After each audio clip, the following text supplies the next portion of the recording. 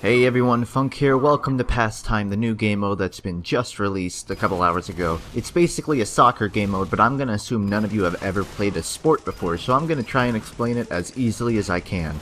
There's a ball in the middle of the map, and you're trying to put it into the other team's goal. With all that complex stuff out of the way, you can talk about the actual game mode. So, all of these shields you see through the walls are actually other players, the red ones being my teammates, and the blue ones being enemies. You can only see enemy players when you have the ball in your hand, and your goal is basically to get to the other side of the map and throw it into their hole, which is a lot harder than you think because it doesn't throw that far, and there's pretty much always 30 sentries guarding the other side. In fact, this entire game mode is basically just two teams of scouts and engineers, because the scouts are going to be going for the ball because you want to run fast and you want to be able to jump around, and then you're going to have your Engies throwing 3 sentries in front of your goal because why would you let anyone get close to it? And whenever they miss the ball, you can always just pick it up right after them, and that Engie's just going to feel so good about himself because he's holding it.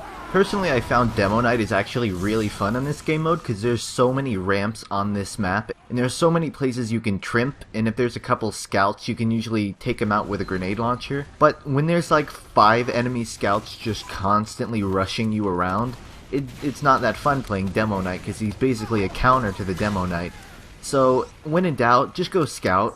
This game really stresses the importance of having teamwork, so you need people to pass the ball around and guard the person whoever has the ball. And since the game mode's pretty much brand new, it's pretty rare you're gonna find people that do this. They're mostly just gonna ball hog and they're gonna take it and they're gonna try and run all the way to the end themselves. It's probably not gonna work out. Hopefully, you know, as time passes, people will learn it's important to pass the ball and it's not that cool to hold it. Even though most of the classes look really funny when they're holding it, but hey, work in progress. Sometimes you'll run into what I like to call the fruit fly scout, and that's the guy that's basically just gonna hover around you while you have the ball and beg for you to pass it to him because he's like, I can run it faster than you, or he just wants to steal it from you. Let's be honest here.